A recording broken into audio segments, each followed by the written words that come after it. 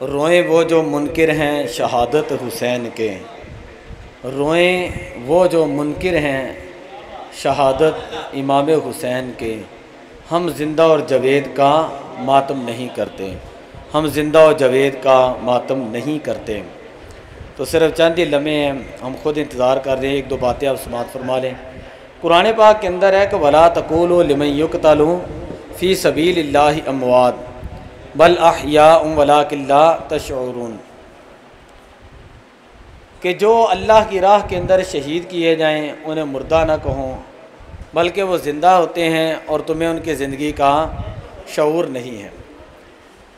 देखिए, इस्लाम के अंदर ये मसला सिर्फ एक समझ लें, क्योंकि आपके साथ मैं भी वेट कर रहा हूँ, तो सारा खाना आ गया, सिर्फ थोड़े से चंद एक मिनट हैं। सादा सा मसला ये है कि इस्लाम के अंदर सोग जो होता है ना, सोग वो या तो 3 दिन होता है जिनके घर के अंदर फौतगी हो जाए, या इस्लाम के अंदर सोग वो औरत मनाती है 4 माह 10 दिन जिसका खावंद फौत हो जाए। इसके अलावा मेरे साथ ये सामने जो है ना लाइब्रेरी के अंदर बुखारी मुस्लिम सियासता पड़ा हुआ है, जो मर्जी मुझे कोई हवाला दिखा दे कहीं से कि इस्लाम के अंदर कहीं पर भी इसके अलावा कोई सोग जायज़ है। अगर इसके अलावा सोग हो तो हम ये कहते हैं फिर नबी पाक सल्लल्लाहु अलैहि वसल्लम जिस दिन बज़ाहिर दुनिया से पर्दा फरमाए वो भी सोग का दिन, अबू बकर सिद्दीक़ रज़ी अल्लाह ताला तशरीफ़ ले गए वो भी सोग का दिन, उमर फ़ारूक गए वो भी सोग का दिन, उस्मान गनी गए वो भी सोग का दिन, अलीउल मुर्तज़ा की शहादत हुई तो वो भी सोग का दिन। समझिए, इस तरह तो इस्लाम का शेवा जो है ना वो गम मनाना नहीं है, ये याद रख लें। इस्लाम का मिजाज गम नहीं, सिर्फ यहाँ तो 3 दिन सोग है, ये 4 माह 10 दिन औरत सोग करेगी, इसके अलावा कोई सोग है नहीं। तो अब ये जो इन दिनों के अंदर 10 दिनों के अंदर सोग की कैफियत बनाते हैं, गम की कैफियत बनाते हैं, मातम करते हैं, नोहे लगाते हैं, तो अहले सुन्नत व जमात के नज़दीक नोहा सुनना, ऐसा नोहा सुनना कि जिसके अंदर सहाबा की तौहीन हो वो हराम है।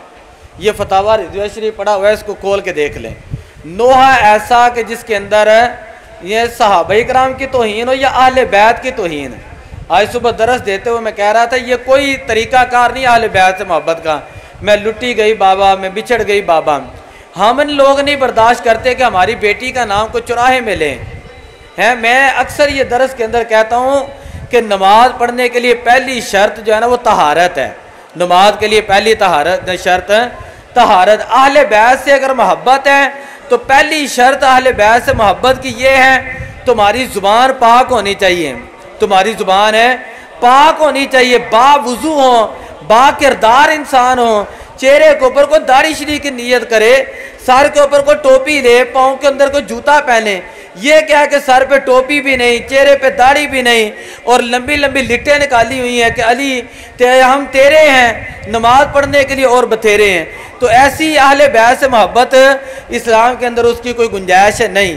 अगर अहले बैत से मोहब्बत करनी है तो अहले बैत पाक का तरीका भी अपनाना चाहिए। कि अहले बैत पाक का तरीका क्या था मैंने आज बताया। 1381 किलोमीटर मक्का से लेकर करबला तक का सफ़र है। अहले बैत ने वहाँ पर कोई नमाज कज़ा नहीं की। करबला का सबसे बड़ा सबक यह है कि इंसान नमाज अदा करे। करबला का सबसे बड़ा सबक यह है कि इमाम हुसैन रज़ी अल्लाह ताला अन्हु आपने नेज़े के ऊपर कुरान पढ़ा है। हम अपने घरों के अंदर डेली कुरान पढ़ने का तरीका जो है अख्तियार करें, कुरान पढ़ें, नमाज पढ़ें, कुरान पढ़ें। और करबला का सबसे बड़ा सबक यह था कि ज़माने की पाक दामन बीबियों ने कभी बेपर्दगी नहीं की।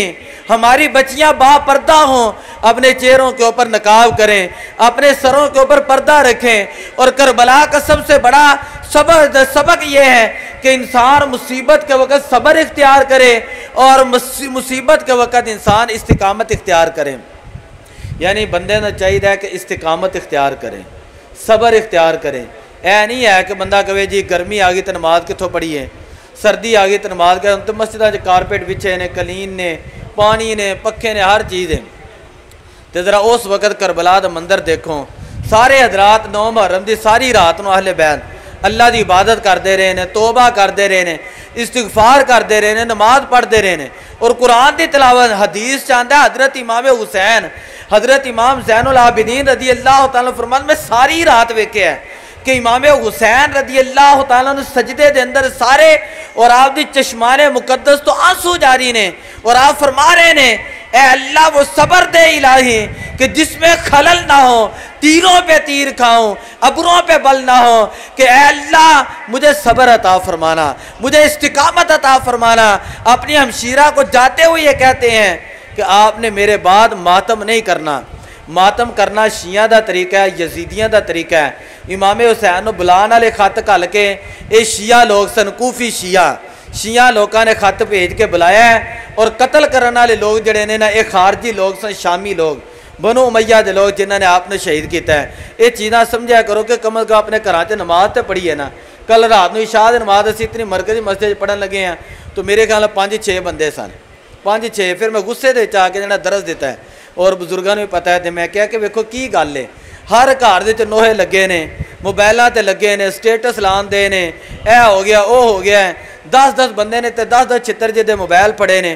कुड़ियाँ टिकटाक बनादियाँ, कब्रस्तान अज गए हैं तो उत्थे वेख्या उत्थे भी कुड़ियाँ टिकटाक बनादियाँ। खुदा का ना है ये जड़ा आहले बैते पाक का दिन है, ये अंदर खुदा का ना है।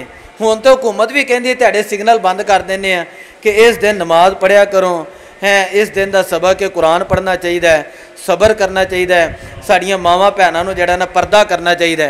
ये नहीं कि खुले मुँह दरवाजे च बैठिया ने, गलियां च बैठिया ने, मेरी उम्र ज़्यादा हो गई है। वही उम्र ज़्यादा हो गई, पर्दे के हकाम तो वही ने ना, वो तो नहीं ना बदल गए हैं। एवं भी दरवाजे च बैठिया रहने, एवं भी बेनमाजी हो जाना तो नाल ही जाना। असीं इमाम हुसैन दे मनण वाले हैं। दुआ अल्लाह अमल दी तौफीक अता फरमाए। कारी सा दुआ फरमानगे। खत्म शरीफ हो गए।